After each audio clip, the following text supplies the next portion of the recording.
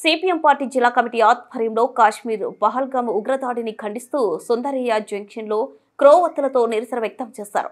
CPM party జిల్లా కార్యదర్శి వర్గ సభ్యులు రాముడు అధ్యక్షతన జరిగిన కార్యక్రమాన్ని ఉద్దేశించి సిపిఎం రాష్ట్ర కమిటీ సభ్యులు పి నిర్మల, జిల్లా కార్యదర్శి వర్గ సభ్యులు పిఎస్ రాధాకృష్ణ, ఎండి ఆనందబాబు మాట్లాడుతూ పహల్గామ్లో జరిగిన ఉగ్రదాడిలో 20 మంది మరణించడం బాధకరమైన అంశమని తెలిపారు. ఈ ఘటన జరుగుతుందని నెల రోజుల ముందే ఇంటెలిజెన్సీ నిఘా వర్గాల గుర్తించినట్టు తెలిసిందన్నారు.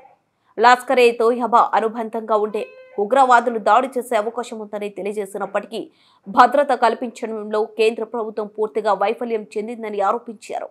ఆర్టికల్ 371, 35A రద్దు చేస్తే ఉగ్రవాద ఘటనలన్నీ జరగకుండా ఆగిపోతాయని ప్రజలందరినీ నమ్మించి జమ్మూ కాశ్మీర్లో కార్పొరేటర్లకు భూములన్నింటినీ కట్టబెట్టడానికి కుట్ర చేస్తుందని ఈ ఘటనతో బహిర్గతమైందని తెలిపారు. ఒకవైపు ఉగ్రదాడిలో ప్రాణాలు కోల్పోతే ఆ కుటుంబాలను ఓదార్చాల్సింది పోయి ఈ ఘటనని కూడా ఒక మతాన్ని టార్గెట్ చేస్తూ ఉద్దేశపూర్వకంగా రాబోయే బీహార్, పశ్చిమ బెంగాల్, ఉత్తరప్రదేశ్ ఎన్నికల్లో లబ్ధి పొందడానికి బీజేపీ దేశవ్యాప్తంగా కుట్రలు చేస్తుందని ఆరోపించారు. ఈ కార్యక్రమంలో సిపిఎం పార్టీ జిల్లా కార్యదర్శి వర్గ సభ్యులు అంజిబాబు, జిల్లా కమిటీ సభ్యులు రాజశేఖర్, నరసింహ, నగేష్, గురుశేఖర్, మహిళా నాయకులు సావిత్రి, విద్యార్థి సంఘం నాయకులు రంగప్ప, అబ్దుల్లా, సాయి ఉదయ్, సిపిఎం పార్టీ నగర కార్యదర్శి వర్గ సభ్యులు సిహెచ్ సాయిబాబా, సుధాకరప్ప, ప్రభాకర్ తదితరులు పాల్గొన్నారు. గుర్తుపెట్టుకోవాల్సినటువంటి అంశం, ఈ దేశంలో ఉన్నటువంటి ప్రజానీకం ఎంత ప్రజలను రక్షించడం కోసం ఉండాల్సినటువంటి సైనికులు ఎంత అనేటువంటిది లెక్క తీస్తే చాలా దుర్మార్గమైనటువంటి సంఖ్య ఉంది. ఒకవైపు ఏమో తమ ప్రాణాలను సైతం పణంగా పెట్టి దేశ రక్షణ కోసం పనిచేసేటువంటి సైనికుల యొక్క సంఖ్యను పెంచరు, ఆ సైనికులకు ఇచ్చేటువంటి జీతభత్యాలు పెంచరు, సైనికులు వాడేటువంటి రైఫిళ్లు గాని లేదా వాళ్ళ దుస్తులు గాని వాటిలో కూడా ఎలాంటి నాణ్యత ఉండదు. కానీ దేశ రక్షణ కోసం మాత్రం రోజువారీగా ఈ బీజేపీ ప్రభుత్వం, మోడీ ప్రభుత్వం మాట్లాడుతూ వస్తా ఉంది. మన గతంలో అనేక సందర్భాల్లో చూసాం, ఇప్పుడు చూస్తా ఉన్నాం. ఈ రోజు ప్రధానంగా ఉగ్రవాదులు ఈ దేశంలో ప్రవేశిస్తున్నారు అని చెప్పేసి అంటేనే ఎక్కడైతే ప్రత్యక్షంగా పర్యాటక ప్రాంతాలు ఉంటాయో అలాంటి పర్యాటక ప్రాంతాల్లో ప్రత్యేకమైనటువంటి రక్షణ కల్పించాల్సిన కారణంగానే ఈ రకమైనటువంటి దుర్మార్గమైన దాడుల్లో సామాన్యులు, పేదలు రకంగా చనిపోయేటువంటి దుర్మార్గమైన పరిస్థితి దాపురించింది. అందుకోసమే ఈ ప్రభుత్వాన్ని ఎండగట్టాల్సిన అవసరం ఉంది.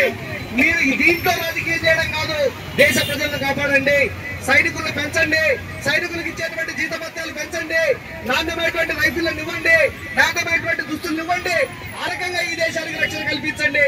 అది రక్షణ తప్ప ఈ చనిపోయేటువంటి వ్యక్తులు సైతం రాజకీయం చేసేటువంటి ప్రయత్నం చేయొద్దని చెప్పేసి తెలియజేస్తూ చనిపోయిన వారందరికీ దాన్ని కూడా వాళ్ళు ఎలక్షన్ లో ఓడుకొని గెలిచిన నీచమైన పద్ధతిలో ఉంటున్న బీజేపీని మనం ఖండించాలనే విషయాన్ని కూడా గమనించాలా.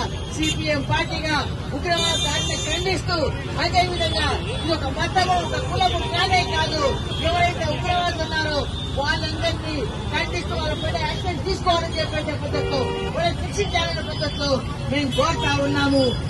దీన్ని మేము తీవ్రంగా ఖండిస్తూ భవిష్యత్తులో భారతీయ ప్రజలందరూ కూడా కళ్ళు తెరిచి ఏదైతే మోడీ, అమిత్ షా పద్ధతి కల్పించలేని వాళ్ళు తప్పనిసరిగా రాజీనామా చేయాలని చెప్పేసి సిపిఎం పార్టీగా డిమాండ్ చేస్తూ ముగిస్తున్నాను. చేపట్టడం జరిగింది.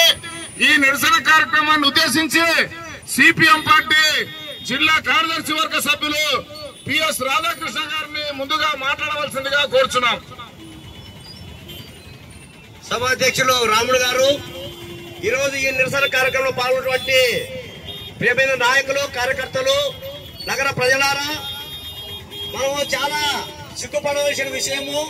ఎందుకోసమంటే జమ్మూ కాశ్మీర్ అనేది చాలా రోజుల నుంచి శాంతి భద్రతలకు ఆటంకంగా అనేక సమస్యలతో కూడుకున్నది జమ్మూ కాశ్మీర్. ఆ జమ్మూ కాశ్మీర్ లోన పర్యాటక కేంద్రాలు చాలా ఉంటున్నాయి. ఈ పర్యాటక కేంద్రాల వలన కేంద్ర ప్రభుత్వానికి కానీ రాష్ట్ర ప్రభుత్వానికి కానీ ఎక్కువ ఆదాయం కూడా రావడానికి అవకాశం ఉంది.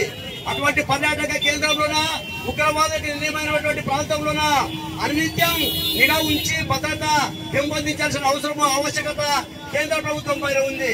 కానీ కేంద్ర ప్రభుత్వం మాత్రము ఏ సంఘటన జరిగినా, ఎటువంటి దాడులు జరిగినా వాటిని తమ స్వప్రయోజనం కోసము, తమ సొంతానికి రాజకీయ స్వాతంత్రం వాడుకోవాలని చెప్పి ఒక దురుద్దేశంతో జరిగిన ఉగ్ర దాడిని ప్రజలకు భద్రత ప్రజలకు భద్రత కల్పించలేని కేంద్ర ప్రభుత్వం, ప్రజలకు భద్రత కల్పించలేని కేంద్ర ప్రభుత్వం, ప్రజల ప్రాణాలను కాపాడలేని కేంద్ర ప్రభుత్వం. ఖండించండి ఉగ్రదాడిని, ఖండించండి ఉగ్రదాడిని.